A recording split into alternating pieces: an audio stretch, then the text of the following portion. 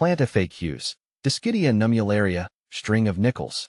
Dischidia nummularia, commonly known as the string of nickels, is a fascinating plant that I've found to be a wonderful addition to my collection of epiphytic plants.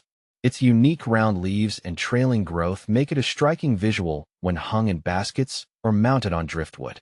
Below, I'll address some frequently asked questions, FAQs, about Dischidia nummularia based on my own experiences and research. What is Dischidia nummularia? Dischidia nummularia is a small, epiphytic plant native to Southeast Asia. It's called the string of nickels due to its round, coin-like leaves that grow along thin stems.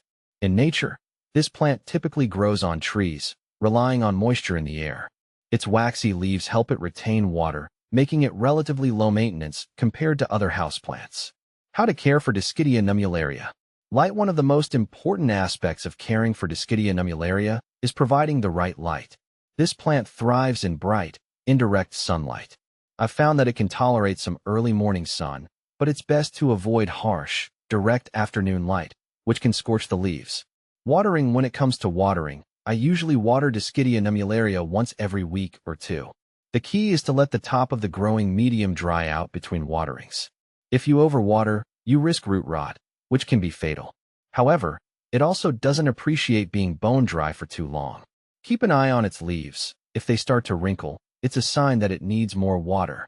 Humidity. Since this plant is an epiphyte, it enjoys higher humidity levels, around 50 to 60%. Misting the leaves or placing it near a humidifier works well, especially during drier months. Soil. A well-draining mix is essential. I use an orchid or succulent mix, which provides good aeration and prevents water from sitting around the roots. Temperature. Dischidia nummularia enjoys temperatures between 60 degrees Fahrenheit and 80 degrees Fahrenheit. It's important to avoid exposing it to temperatures below 50 degrees Fahrenheit, as this could lead to stress and damage. How often do I water Dischidia nummularia? As I mentioned earlier, I water my Dischidia nummularia about once every week or two, depending on the season and how fast the soil dries out. During the warmer months, you may need to water more often. I always make sure that the potting medium is well draining, as sitting in water for too long can harm the plant.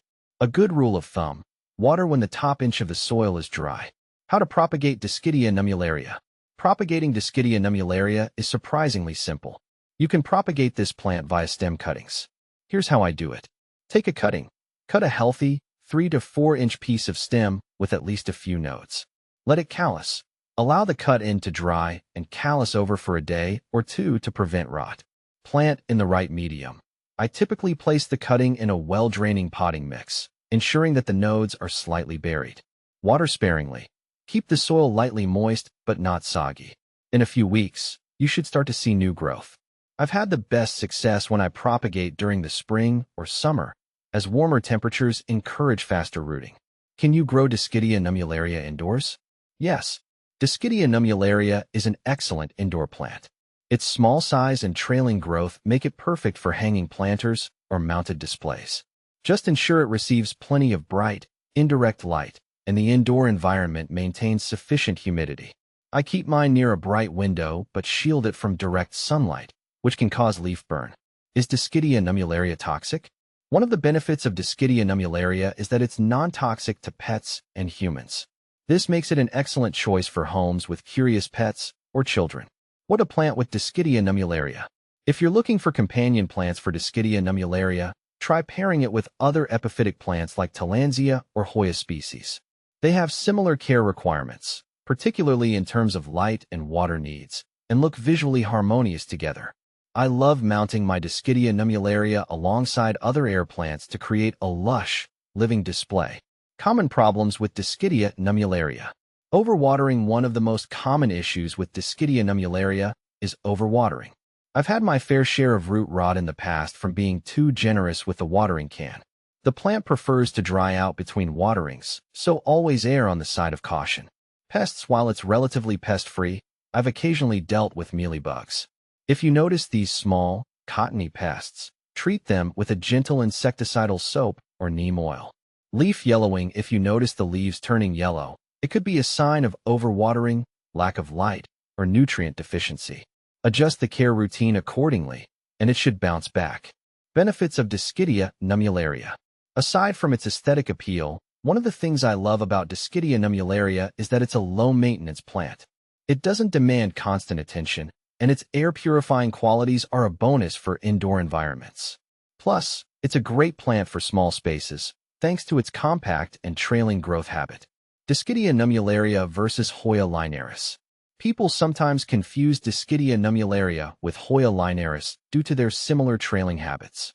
While both are epiphytic, the main difference lies in their leaves. Dischidia nummularia has round, flat leaves, while Hoya linearis has thin, needle-like leaves. In my experience, Dischidia nummularia is also more forgiving in terms of care, particularly when it comes to watering.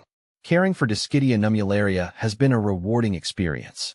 Its unique look and relatively simple care make it a must-have for any plant lover, especially those who enjoy epiphytes. Whether you're hanging it up in your home or mounting it on wood, this plant adds a touch of nature with minimal fuss.